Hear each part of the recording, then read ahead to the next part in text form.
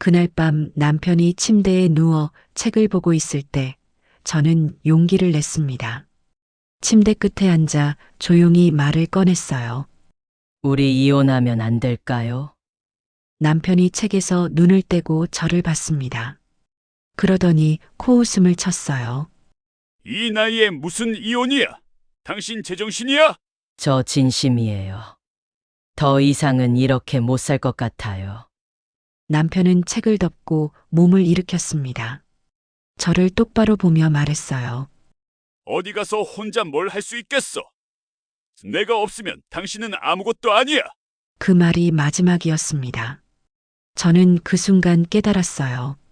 이 사람은 제가 곁에 있는 한 끝까지 저를 깎아내리며 살아갈 사람이라는 것을요. 제가 얼마나 힘든지는 중요하지 않았습니다. 그저 자기 곁에서 불편함 없이 살림해주는 사람이 필요할 뿐이었어요. 안녕하세요. 저는 올해 68세, 이름은 정영숙입니다. 사람들은 제 나이를 들으면 늘 같은 말을 했어요. 이 나이에 무슨 이혼이냐고, 참고 여기까지 왔으면 그냥 그렇게 사는 게 현명하다고 말이에요. 하지만 그 말 속에는 제가 어떻게 살아왔는지는 단 한 번도 들어있지 않았습니다. 저는 결혼한 지 40해가 되도록 하루도 마음 편히 살아본 적이 없었어요.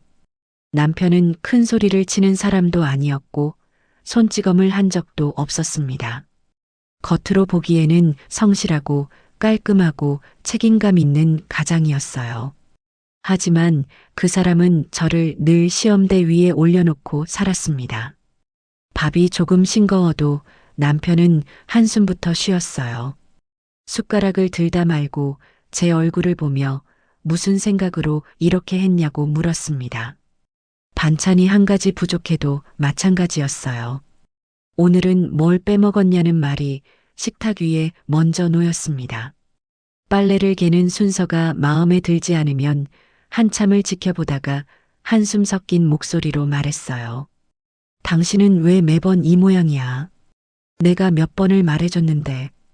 그렇게 사소한 것 하나하나를 놓고 제 삶 전체를 평가하듯 말했습니다.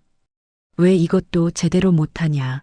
이 나이 먹도록 변한 게 없냐는 말이 일상이었어요. 저는 늘 조심했습니다. 말투를 조심했고, 걸음걸이를 조심했고, 숟가락을 내려놓는 소리까지 조심했어요. 그래도 남편의 기준을 완벽하게 맞춘 날은 단 하루도 없었습니다. 아침에 일어나 밥을 하면서도 긴장했어요. 오늘은 뭘 잘못할까, 어떤 걸 빼먹을까 머릿속으로 계속 점검했습니다. 국은 간이 맞는지 먼저 떠서 맛을 보고 반찬은 몇 가지를 내야 할지 냉장고 앞에서 한참을 고민했어요. 그렇게 차린 밥상 앞에 앉으면 남편은 한참 살피다가 말했습니다. 오늘은 그런대로 먹을 만하네. 그게 최고의 칭찬이었어요. 하지만 대부분은 그렇지 않았습니다. 뭔가 하나씩은 마음에 안 든다는 표정을 지으며 한숨을 쉬거나 아예 아무 말도 하지 않고 밥만 먹고 일어섰어요. 그럴 때마다 저는 제가 뭘 잘못했나 하루 종일 생각했습니다. 설거지를 하다가 그릇을 조금 세게 부딪히는 소리가 나면 남편이 거실에서 소리쳤어요. 뭐 하는 거야? 그릇 깨지겠어. 저는 그 소리에 화들짝 놀라 손을 멈추고 조용히 다시 시작했습니다. 청소를 하다가 진공청소기 소리가 조금 크면 남편은 신문을 보다 말고 인상을 찌푸렸어요. 시끄러워서 신문도 못 보겠네. 조금 조용히 할 수는 없어? 저는 그때부터 남편이 집에 있을 때는 청소기를 돌리지 않았습니다. 남편이 외출한 사이에 서둘러 청소를 끝내야 했어요. 빨래를 널다가 옷걸이 하나가 바닥에 떨어지는 소리만 나도 가슴이 철렁 내려앉았습니다. 그 작은 소리 하나에도 남편이 뭐라고 할까봐 두려웠어요. 결혼 초에는 저도 말대꾸를 해본 적이 있었습니다. 하지만 그럴 때마다 남편은 하루 종일 입을 닫고 집안을 얼음장처럼 만들었어요. 아이들 앞에서 저를 무시하는 말도 서슴지 않았습니다. 애들 엄마가 이러니 애들이 제대로 되겠냐. 그 말에 저는 더 이상 아무 말도 할 수 없었어요. 아이들 앞에서 무시당하는 엄마의 모습을 보여주고 싶지 않았습니다.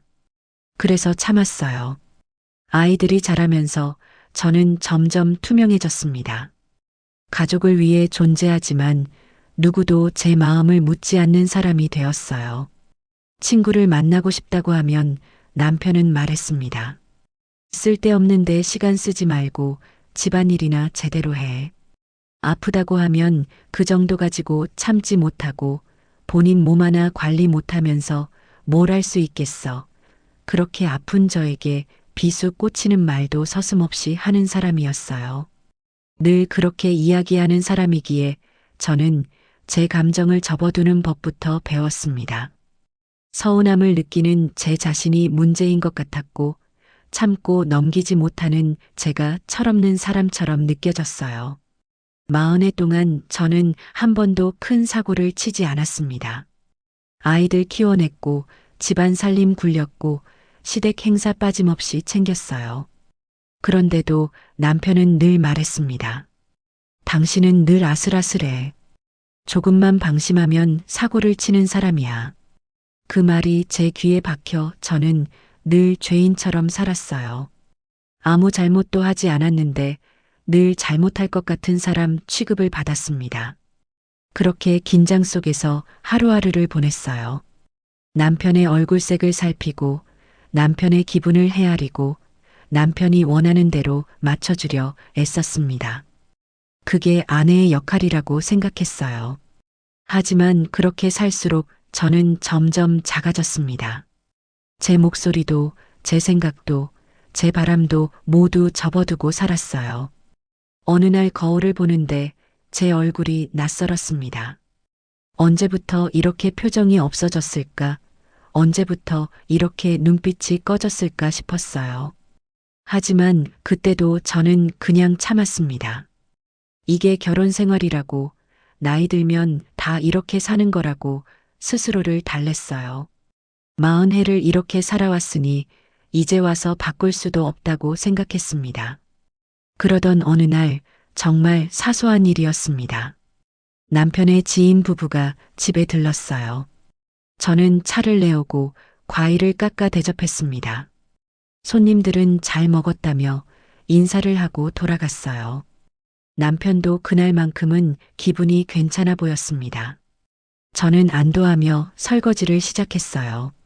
싱크대 앞에 서서 찻잔을 닦고 있었습니다. 손님용으로 꺼낸 유리컵이었어요. 그런데 그만 손이 미끄러졌습니다. 컵이 바닥으로 떨어지며 깨지는 소리가 났어요. 그 소리는 생각보다 컸습니다. 저는 그 자리에 얼어붙었어요. 남편이 부엌으로 들어왔습니다. 바닥에 흩어진 유리 조각을 내려다보더니 저를 똑바로 보지도 않고 말했어요. 이것 봐라. 역시 너는 끝까지 이런다.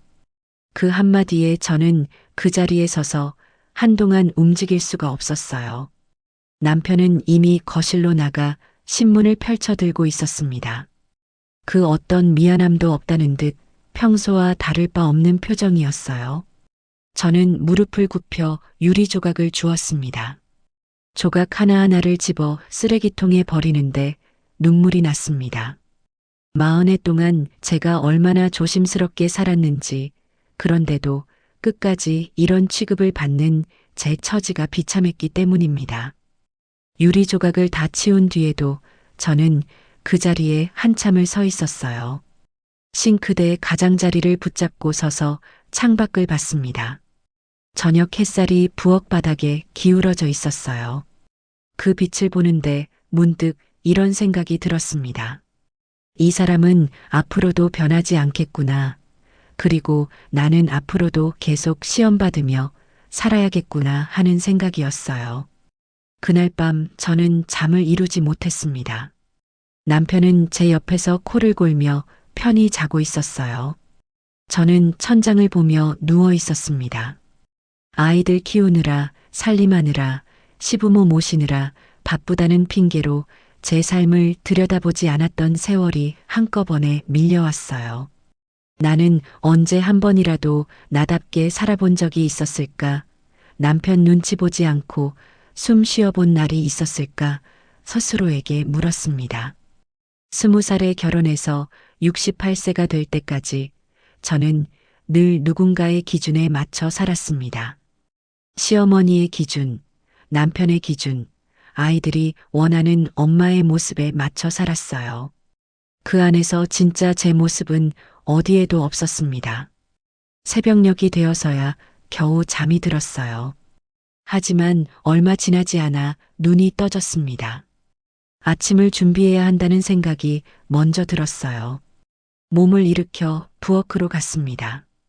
손을 씻으며 물을 바라보는데 눈물이 또 났어요. 밥을 하고 국을 끓이고 반찬을 꺼내 놓았습니다. 남편이 일어나 식탁에 앉았어요. 저는 밥그릇을 내려놓으며 남편의 얼굴을 봤습니다. 남편은 어젯밤 일은 까맣게 잊은 듯 평소처럼 밥을 먹기 시작했어요. 제가 얼마나 힘들었는지 밤새 잠을 못 잤는지는 관심도 없었습니다. 국이 좀 짜네. 남편이 말했어요. 그냥 고개를 끄덕이고 부엌으로 들어가 물을 한 잔 마셨어요. 손이 또 떨렸습니다. 그날 하루 종일 저는 멍하니 지냈어요. 빨래를 널면서도 청소를 하면서도 저녁을 준비하면서도 제 안에서 무언가 계속 무너지는 느낌이었습니다. 마치 오랫동안 쌓아놓은 탑이 한 번의 바람에 와르르 무너지는 것 같았어요. 그동안 참아왔던 모든 것들이, 삼켜왔던 모든 말들이, 눌러왔던 모든 감정들이 한꺼번에 터져 나올 것만 같았습니다. 저녁을 먹고 설거지를 하는데 남편이 거실에서 텔레비전을 보고 있었어요. 웃음소리가 들렸습니다. 저는 그 웃음소리를 들으며 설거지를 마쳤습니다. 그릇을 닦으며 생각했어요. 이 사람에게 나는 정말 아무것도 아닌 사람이구나. 그저 밥 해주고 빨래 해주고 집안일 해주는 사람일 뿐이구나 싶었습니다. 그날 밤도 잠이 오지 않았어요. 남편은 또 제 옆에서 편히 자고 있었습니다. 저는 조용히 일어나 거실로 나갔어요. 어둠 속에 앉아 창밖을 봤습니다. 거리에 가로등 불빛이 희미하게 들어왔어요. 그 불빛을 보며 저는 처음으로 이런 생각을 했습니다. 나는 이제 더 이상 이렇게 살 수 없다고, 뭔가 바꿔야 한다고 말이에요. 그 생각이 제 안에 단단하게 자리 잡았습니다. 며칠 뒤 아이들이 집에 왔습니다. 명절도 아니고 특별한 날도 아니었는데 큰아이가 먼저 연락을 했어요. 엄마 얼굴 보고 싶다며 동생이랑 같이 가겠다고 했습니다. 저는 반찬을 몇 가지 준비하고 아이들을 기다렸어요. 아이들이 도착해서 밥을 먹는 동안 남편은 평소와 다를 바 없었습니다. 아이들에게 회사 일은 어떠냐, 요즘 힘든 건 없냐고 물었어요. 아이들은 대답하며 밥을 먹었습니다. 저는 그 모습을 보며 조용히 반찬을 더 가져다 놓았어요. 식사가 끝나고 남편이 거실로 나간 뒤 저는 조심스럽게 아이들에게 말을 꺼냈습니다. 부엌에서 설거지를 하면서였어요. 큰아이가 옆에서 그릇을 닦고 있었습니다. 엄마 요즘 좀 힘들어. 큰아이가 손을 멈추고 저를 봤어요. 왜요? 어디 아프세요?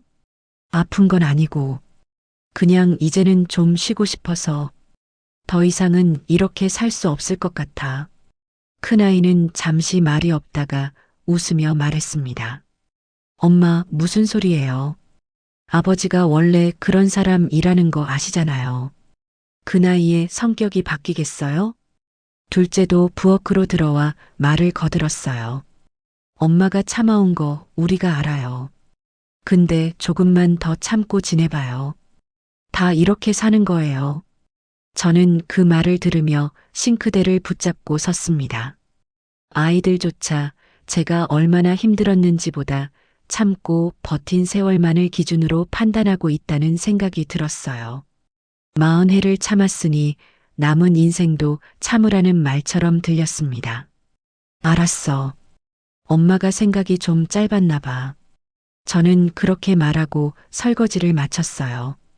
아이들은 조금 있다가 집을 나섰습니다. 저는 현관 앞에 서서 아이들이 타고 간 차가 멀어지는 걸 봤어요.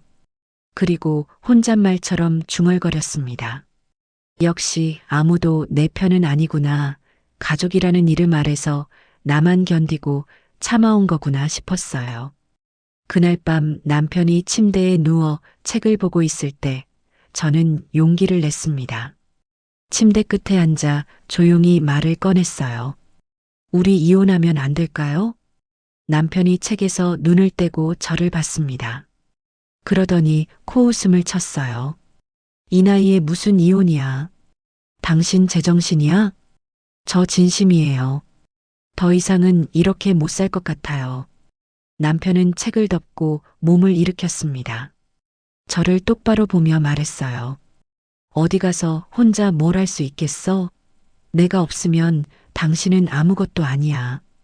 그 말이 마지막이었습니다. 저는 그 순간 깨달았어요. 이 사람은 제가 곁에 있는 한 끝까지 저를 깎아내리며 살아갈 사람이라는 것을요. 제가 얼마나 힘든지는 중요하지 않았습니다.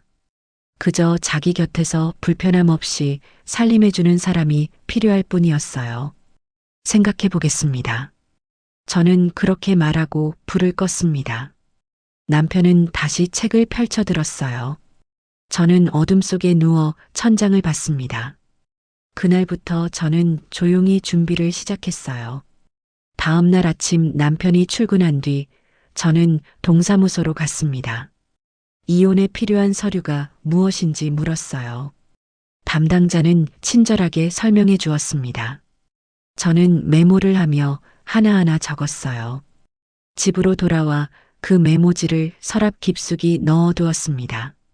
그 뒤로 저는 주민센터에도 갔어요. 노인 복지 프로그램 안내를 받아 집에 와서 하나하나 읽어봤습니다. 혼자 살게 되면 어떤 지원을 받을 수 있는지, 어디서 도움을 받을 수 있는지 알아봤어요. 작은 원룸이라도 얻을 수 있을지 계산해 보았습니다. 제 명의로 된 통장을 다시 확인했어요. 그동안 조금씩 모아둔 돈이 있었습니다. 많지는 않았지만 당장 나갈 수는 있을 만큼은 되었어요. 남편은 그런 저를 보며 이상하다는 표정을 지었습니다.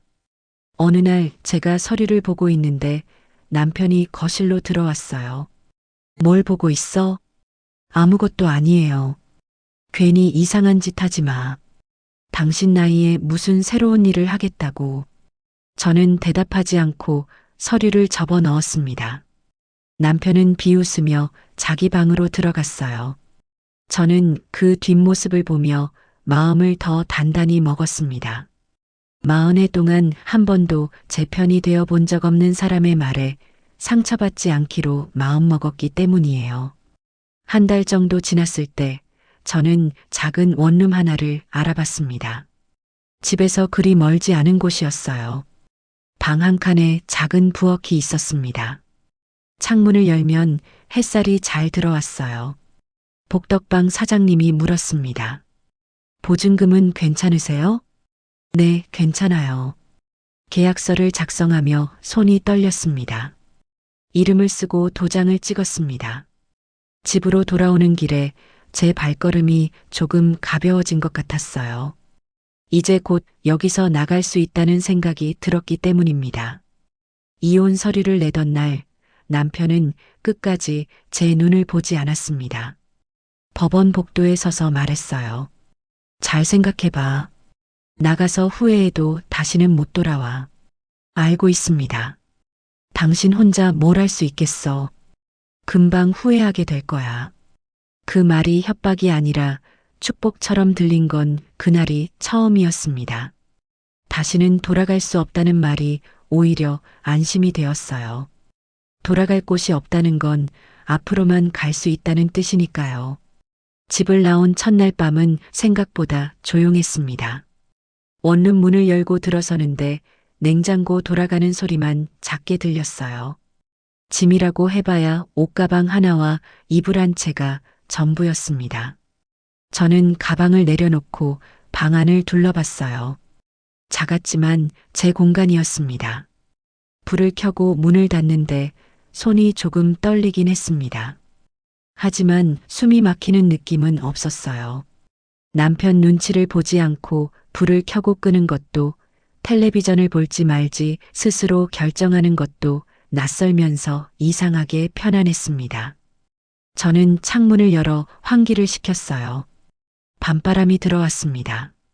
그 바람을 맞으며 저는 한참을 서 있었어요. 하지만 며칠은 밤마다 잠에서 깼습니다. 무언가 잘못한 것 같은 죄책감이 습관처럼 따라왔기 때문이에요. 아침에 눈을 뜨면 오늘은 또 어떤 잔소리를 들을까 하는 생각이 먼저 떠올랐다가 곧 그럴 필요가 없다는 사실을 떠올리고서야 마음이 가라앉았습니다. 그동안 얼마나 긴장 속에서 살았는지 그제야 알게 되었어요. 처음 혼자 장을 보러 갔을 때도 남편의 얼굴이 떠올랐습니다. 왜 이런 걸 사느냐, 돈 아깝게 쓴다는 말이 들리는 것 같아 한참을 서 있다가 결국 제가 먹고 싶은 반찬을 하나 샀어요. 집에 와서 그 반찬을 밥 위에 올려놓고 먹는데 별것 아닌데도 눈물이 났습니다. 40해 동안 제 입맛은 늘 뒷전이었구나 싶어서였어요. 일주일쯤 지났을 때 주민센터에 다시 갔습니다. 전에 받았던 안내문에 서예 교실이 있었어요. 매주 수요일 오전 10시였습니다. 저는 신청서를 작성하고 첫 수업 날짜를 확인했어요. 집으로 돌아오는 길에 문방구에 들러 붓과 먹과 한지를 샀습니다. 40해 만에 처음 제가 원하는 걸 배우러 가는 일이었어요. 수요일 아침 저는 일찍 일어나 준비를 했습니다. 옷을 입고 거울을 보는데 제 얼굴이 조금 밝아 보였어요. 주민센터로 가는 길은 걸어서 10분 정도였습니다. 아침 햇살이 따뜻했어요. 저는 천천히 걸으며 주변을 둘러봤습니다. 이 동네에 이렇게 예쁜 꽃집이 있었는지, 이 골목에 작은 카페가 있었는지 그동안 몰랐어요. 강의실 문을 열고 들어서니 이미 몇 분이 앉아 계셨습니다. 다들 저와 비슷한 연배였어요. 선생님이 반갑게 인사하며 자리를 안내해 주었습니다. 저는 구석 자리에 앉아 가져온 붓을 꺼냈어요. 수업이 시작되고 선생님이 기본 획을 보여주었습니다. 붓을 잡는 법부터 배웠어요. 저는 조심스럽게 붓을 잡고 먹을 찍어 종이에 획을 그었습니다.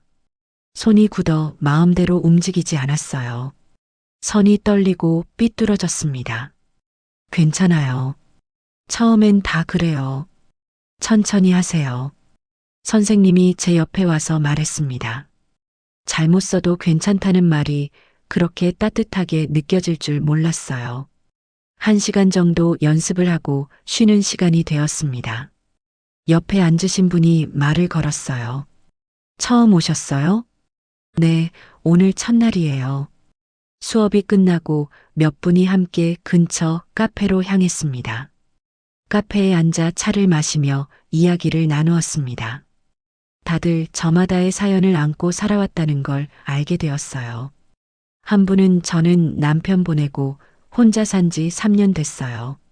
처음엔 정말 외로웠는데 이렇게 나와서 사람들 만나니까 살만해요. 다른 분도 고개를 끄덕였어요. 저는 아직 남편이랑 살긴 하는데 집에만 있으면 답답해서요. 그래서 나오게 됐어요. 저는 그 이야기들을 들으며 조용히 차를 마셨습니다. 그러다 조심스럽게 입을 열었어요. 저는 최근에 이혼했어요. 결혼 생활이 힘들어서요. 그 말을 하는데 목이 메었습니다. 잘하셨어요.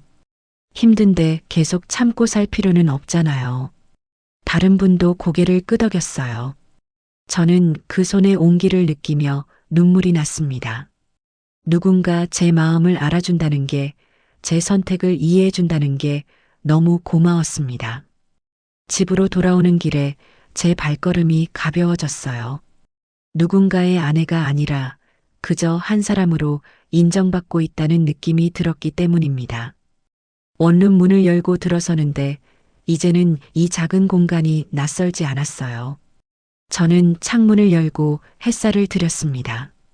다음 주 수요일도 저는 서예 교실에 갔어요. 매주 그 시간이 기다려졌어요. 붓을 잡고 글씨를 쓰는 동안만큼은 다른 생각이 들지 않았습니다. 오직 그 순간에만 집중할 수 있었어요. 수업이 끝나면 다 같이 카페에 가서 차를 마셨습니다. 이야기를 나누고 웃었어요. 그렇게 조금씩 제 일상에 사람들이 들어왔습니다. 어느 날 한 분이 말했어요. 요즘 표정이 많이 밝아지셨어요. 저는 그 말을 듣고 깜짝 놀랐습니다. 제가 밝아졌다니 그런 생각을 해본 적이 없었어요. 하지만 돌아보니 그랬습니다. 아침에 일어날 때 전처럼 무겁지 않았고 하루를 시작할 때 두렵지 않았어요.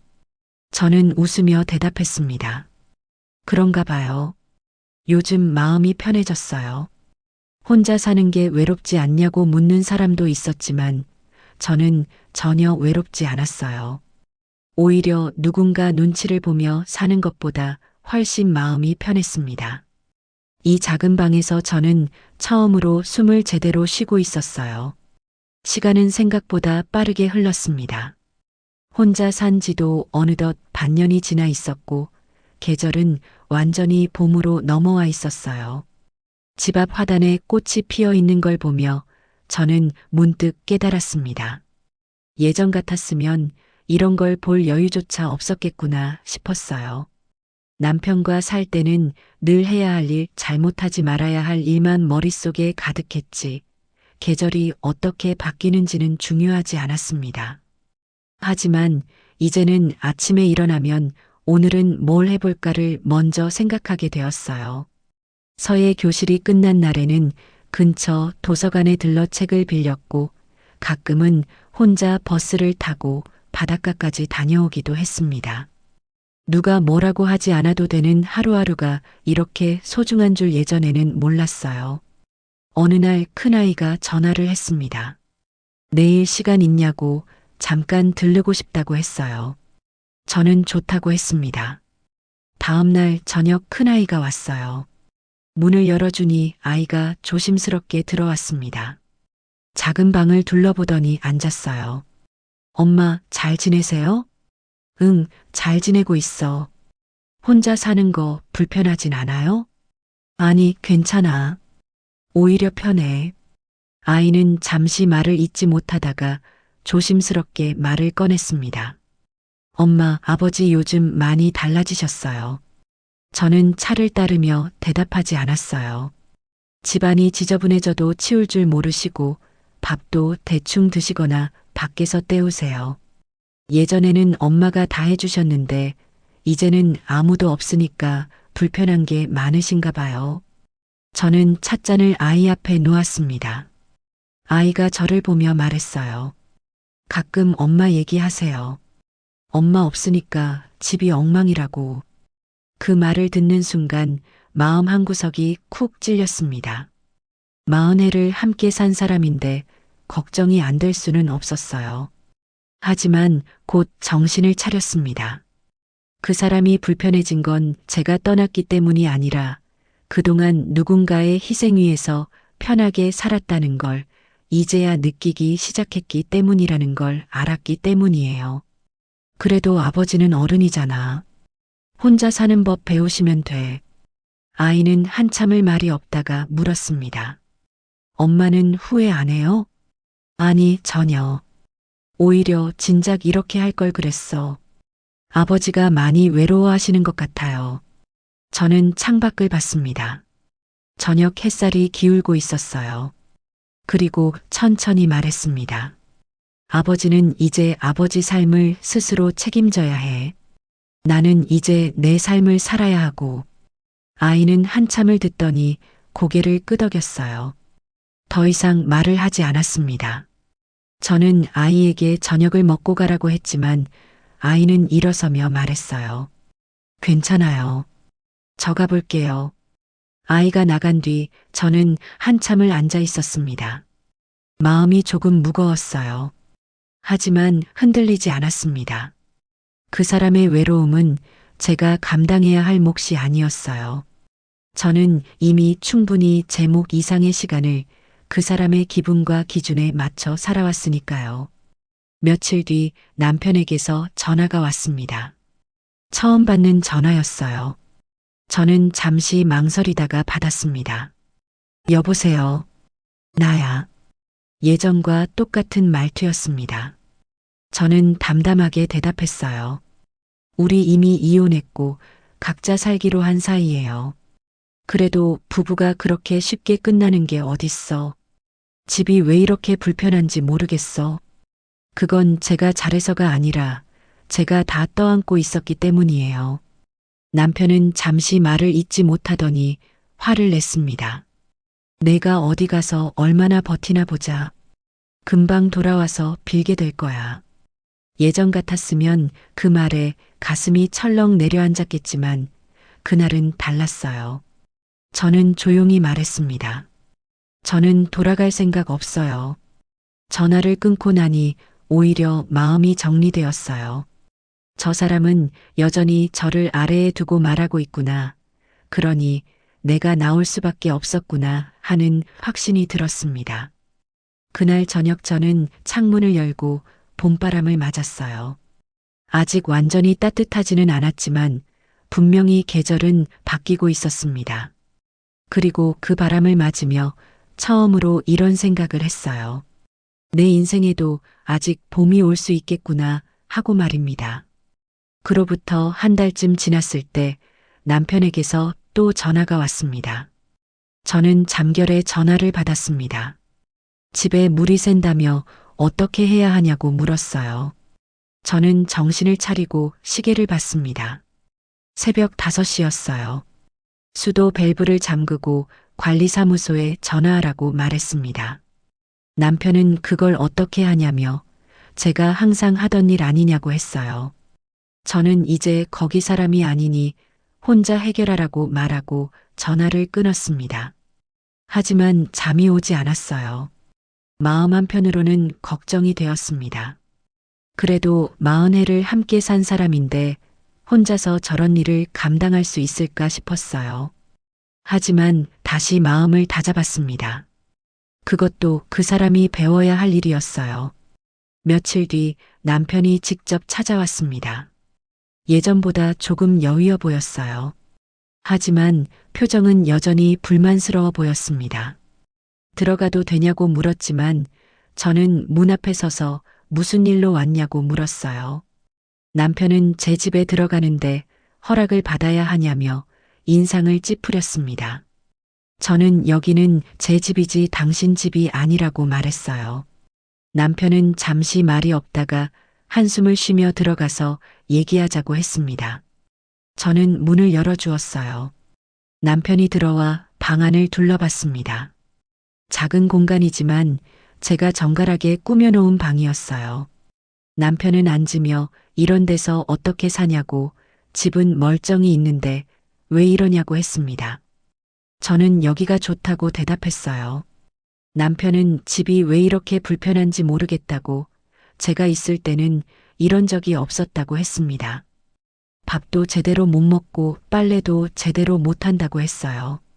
저는 조용히 물을 따라 남편 앞에 놓았습니다. 그리고 앉으며 말했어요. 그건 제가 다 해드렸기 때문이고 이제는 혼자 하셔야 한다고 말입니다. 남편은 그래도 부부라는 게 있는데 이렇게까지 할 필요가 있었냐고 물었습니다. 그 말에 저는 처음으로 분명하게 말했어요. 40해 동안 저는 부부라는 이름 아래서 제 존재를 지워가며 살았어요. 있을 때 잘하셨어야죠. 이제는 더 이상 그렇게 살 수가 없었어요. 남편은 제 눈을 똑바로 보며 자기가 먹여 살리고 집 사주고 다 해줬다고 제가 뭘 지웠냐고 했어요. 저는 대답했습니다. 먹여 살리고 집 사주는 게 전부가 아니라고 저는 40해 동안 단 한 번도 한 사람으로 존중받아 본 적이 없다고 말했어요. 남편은 자기가 언제 저를 무시했냐며 큰 소리를 냈습니다. 여전히 이해하지 못하고 있었습니다. 매일이라고 제가 하는 모든 일에 한숨 쉬고 제 실수 하나하나를 평생의 잘못처럼 말했다고, 저는 늘 시험대 위에 있었다고 말했어요. 남편은 잠시 말이 없다가 화를 냈습니다. 그게 뭐가 문제냐고, 잘하라고 한 말이지 제가 너무 예민한 거라고 했어요. 저는 고개를 저었습니다. 당신이 너무 가혹했던 거예요. 남편이 벌떡 일어섰어요. 얼굴이 붉어졌습니다. 자기한테 지금 가르치려고 드냐며 자기가 나를 어떻게 키웠는데 하고 소리쳤어요. 저는 차분하게 대답했습니다. 키운 게 아니에요. 저는 당신의 자식이 아니에요. 평등한 배우자였어요. 남편은 한참을 서 있다가 문 쪽으로 걸어갔습니다. 문을 열고 나가며 좋다고, 끝까지 버텨보라고, 내가 얼마나 버티나 보자고 말했어요. 그리고 문을 쾅 닫고 나갔습니다. 하지만 예전처럼 제 마음을 흔들지는 못했어요. 오히려 속이 시원했습니다. 하고 싶었던 말을 다 한 것 같았어요. 그날 저녁 둘째에게서 전화가 왔습니다. 아버지가 다녀오셨다면서 많이 화나셨다고, 엄마가 너무 심하게 말했다고 전해 들었다고 했어요. 저는 씁쓸하게 웃으며 사실만 말했다고, 40해 동안 참았던 말을 했을 뿐이라고 대답했습니다. 둘째는 그래도 아버지 자존심이 상하셨을 거라고 했어요. 저는 조용히 물었습니다. 엄마 자존심은 40해 동안 상해도 괜찮았냐고 말이에요. 저는 천천히 말을 이었어요. 이제 아버지 기분 맞춰줄 생각 없다고, 엄마도 한 사람으로 존중받고 살고 싶다고 말했습니다. 둘째는 알겠다며 건강하라는 말을 남기고 전화를 끊었어요. 저는 처음으로 제 마음을 솔직하게 표현했고, 그게 옳은 일이라고 생각했어요. 며칠 뒤 서예 교실에 갔습니다. 선생님이 저를 보더니 오늘 표정이 좀 어둡다며 무슨 일 있냐고 물었어요. 저는 잠시 망설이다가 전 남편이 다녀갔다고, 다시 같이 살자고 했다고 말했습니다. 선생님은 그래서 어떻게 했냐고 물었어요. 저는 거절했다고, 다시는 그렇게 못 살겠다고 했다고 대답했습니다. 선생님이 제 어깨를 토닥였습니다. 잘하셨어요. 붓을 들고 글씨를 썼어요. 오늘은 유독 손이 떨렸지만 그래도 멈추지 않았습니다. 한 획 한 획 그어가는 동안 제 마음도 차분해졌어요.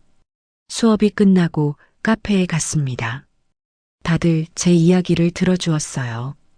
힘들었겠다고, 하지만 잘한 거라고, 자기 인생은 자기가 지켜야 한다고 말해주었습니다. 그분들의 말에 저는 고개를 끄덕였습니다. 그리고 생각했어요. 내가 틀리지 않았구나. 이 길이 맞는 거구나 싶었습니다. 집으로 돌아오는 길에 꽃집을 지나다가 작은 화분 하나를 샀어요. 집에 와서 창가에 놓았습니다.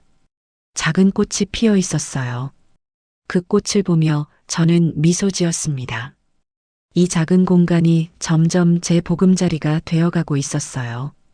그해 여름이 왔습니다. 창밖으로 푸른 나뭇잎이 바람에 흔들리는 걸 보며 저는 문득 여행을 가고 싶다는 생각이 들었어요. 큰 계획도 없이 가방 하나 들고 떠나는 여행이었습니다. 어디로 갈까 고민하다가 기차역에서 가장 먼저 출발하는 기차표를 샀어요. 동해 쪽으로 가는 기차였습니다. 기차 안에 앉아 창밖을 보는데 마음이 이상하게 가벼웠어요. 아무에게도 허락받지 않고 눈치 보지 않고 떠나는 여행이었습니다. 남편과 살 때는 어디 가려면 먼저 남편의 얼굴색부터 살펴야 했어요. 괜히 나갔다가 집안일 못했다고 구박받을까봐 늘 조심했습니다. 하지만 지금은 아무도 제게 뭐라 하지 않았어요. 그 자유로움이 낯설면서도 너무 좋았습니다. 기차는 산과 강을 지나 바다로 향했습니다. 터널을 빠져나올 때마다 보이는 풍경이 달랐어요. 저는 그 풍경들을 하나하나 눈에 담았습니다. 예전 같았으면 이런 여유조차 없었을 거예요. 늘 집 걱정, 남편 걱정에 마음이 무거웠으니까요. 작은 바닷가 마을에 도착했습니다. 민박집을 하나 잡았어요. 2층 작은 방이었습니다. 저는 짐을 내려놓고 그 자리에 한참을 서서 바다를 봤어요. 언제 이렇게 넓은 바다를 혼자 본 적이 있었나 싶었습니다. 짐을 풀고 바닷가로 나갔습니다. 모래를 밟으며 걸었어요. 파도가 밀려왔다, 물러갔다 했습니다. 내 인생도 저 파도처럼 밀려왔다, 물러가기를 반복했구나 싶었습니다. 남편의 기분에 맞춰 다가갔다가 상처받고 물러났다가 그러다 또 다가가고 그렇게 40해를 살았어요. 해가 지는 걸 보며 저는 모래에 앉았습니다. 노을이 바다를 붉게 물들이고 있었어요. 정말 아름다웠습니다. 하지만 예전의 저였다면 이 풍경을 제대로 보지 못했을 거예요. 남편 저녁 준비해야 한다고, 집에 빨리 돌아가야 한다고 마음이 급했을 테니까요. 지금은 달랐습니다. 해가 완전히 질 때까지 그 자리에 앉아 있을 수 있었어요. 숙소로 돌아와 샤워를 하고 창가에 앉았습니다. 밤바다를 바라보며 저는 처음으로 제 인생을 천천히 돌아봤어요. 결혼한 이후에 저는 늘 누군가의 기준에 맞춰 살아온 사람이었습니다. 그 기준을 어기지 않기 위해 제 마음을 눌러온 사람이었어요. 좋은 게 좋은 거라고, 참으면 된다고, 시간이 지나면 나아질 거라고 스스로를 달래며 살았습니다. 하지만 시간이 지나도 아무것도 나아지지 않았어요. 오히려 저는 점점 작아졌습니다. 제 목소리도, 제 생각도, 제 감정도 모두 접어두고 살았어요. 남편이 원하는 아내, 아이들이 원하는 엄마, 시댁이 원하는 며느리가 되려고 애썼습니다. 그 과정에서 진짜 저는 어디론가 사라져버렸어요. 그날 밤 잠이 오지 않아 밖으로 나갔습니다. 별이 쏟아질 것처럼 많았습니다. 이렇게 많은 별이 있는데 저는 한 번도 제대로 본 적이 없었구나 싶었어요. 저는 그 자리에 앉아 오랫동안 바다를 봤어요. 그리고 깨달았습니다. 참는 게 미덕이 아니라는 것을, 견디는 게 반드시 옳은 선택은 아니라는 것을요. 40해를 참았다고 해서 그게 자랑스러운 일이 아니라는 걸 이제야 알았습니다. 남편은 끝까지 변하지 않았을 거예요. 여전히 자신의 방식이 옳다고 믿고 있을 겁니다. 자기는 잘못한 게 없고 제가 예민하고 이기적이라고 생각할 거예요. 하지만 저는 더 이상 그 사람의 인생 교과서 속에 들어가 살지 않습니다. 제 인생은 제가 쓰는 거예요. 이틀을 그곳에서 보내고 집으로 돌아왔습니다. 기차 안에서 창밖을 보며 생각했어요. 이번 여행은 단순히 바다를 보러 간 게 아니었습니다. 제 인생을 돌아보고 앞으로 어떻게 살 것인지 다짐하는 시간이었어요. 저는 이제 더 이상 누군가의 그늘에서 살지 않을 겁니다. 집에 도착해 문을 열고 들어서는데 작은 방이 반갑게 느껴졌어요. 제 공간, 제 보금자리였습니다. 이 작은 방에서 저는 처음으로 제 인생을 살고 있었습니다. 며칠 뒤 서예 교실에 갔습니다. 선생님과 친구들이 반갑게 맞아주었어요. 여행 다녀왔다고 하니 다들 어디 다녀왔냐고 물었습니다. 저는 바다에 다녀왔다고, 정말 좋았다고 말했어요. 정말 많이 좋아진 것 같다고, 마음이 편해지니 손도 따라오는 것 같다고 말했습니다. 선생님은 웃으며 그렇다고, 마음이 편해야 모든 게 잘 된다고 말했어요. 집으로 돌아오는 길에 슈퍼에 들렀습니다. 제가 좋아하는 과일을 샀어요. 예전에는 남편이 싫어한다고 사지 못했던 과일이었습니다. 하지만 이제는 제가 좋아하면 사는 거예요. 집에 와서 과일을 깎아 먹으며 텔레비전을 봤습니다. 제가 원하는 프로그램을 보고 제가 원하는 시간에 잤습니다. 이런 소소한 자유가 이렇게 소중한 줄 예전에는 몰랐어요. 그날 밤 잠자리에 들며 저는 생각했습니다. 68세에 시작한 새로운 인생이지만 늦지 않았다고 말이에요. 아니, 오히려 지금이 적기였습니다. 이제라도 깨달았으니까요. 남은 인생은 제가 원하는 대로, 제가 행복한 방식으로 살 거예요. 누구의 눈치도 보지 않고, 누구에게도 허락받지 않고, 오직 제 마음이 시키는 대로 살 겁니다. 가을이 되었습니다. 집 앞 가로수 잎이 노랗게 물들기 시작했어요. 아침마다 산책을 하며 그 변화를 지켜봤습니다. 계절이 바뀌는 걸 이렇게 천천히 느껴본 게 얼마만인지 모르겠어요. 예전에는 계절이 바뀌는지도 모르고 살았습니다. 늘 해야 할 일에 쫓겨 정신없이 살았으니까요. 혼자 산 지 1년이 다 되어 갔습니다. 처음 이 작은 방에 들어왔을 때가 생각났어요. 그때는 손이 떨렸고 앞으로 어떻게 살아야 할지 막막했습니다. 하지만 지금은 달라요. 이제 이곳은 완전히 제 집이 되었습니다. 제가 좋아하는 것들로 채워진 공간이었어요. 어느 날 큰아이에게서 전화가 왔습니다. 오랜만이었어요. 아이는 조심스럽게 말을 꺼냈습니다. 아버지가 요즘 많이 달라지신 것 같다고 했어요. 예전처럼 사람을 몰아붙이지는 못한다고, 혼자 살아보니 함부로 말하면 곁에 남아줄 사람이 없다는 걸 조금은 알게 된 것 같다고 말했습니다. 저는 그 말을 들으며 씁쓸하게 웃었어요. 뒤늦은 깨달음이 누군가를 다시 되돌려주지는 않는다는 걸 저 역시 잘 알고 있었기 때문입니다. 아이에게 말했어요. 아버지가 변한 건 다행이지만 엄마는 이제 돌아갈 생각이 없다고 말입니다. 아이는 알고 있다고, 엄마가 행복하면 됐다고 말했습니다. 전화를 끊고 저는 창밖을 봤습니다. 가을 하늘이 높고 맑았어요. 저는 그 사람을 미워하지도 다시 품지도 않기로 했습니다. 그저 각자의 삶을 사는 남이 되었을 뿐이에요. 40해를 함께 산 사이지만 이제는 서로 다른 길을 가는 사람들입니다. 그것으로 충분했어요. 서예 교실은 계속 다녔습니다. 이제 글씨가 제법 모양을 갖추게 되었어요. 선생님이 제 글씨를 보며 많이 좋아졌다고 칭찬했습니다. 저는 감사하다고 인사했어요. 수업이 끝나고 친구들과 카페에 갔습니다. 차를 마시며 이야기를 나눴어요.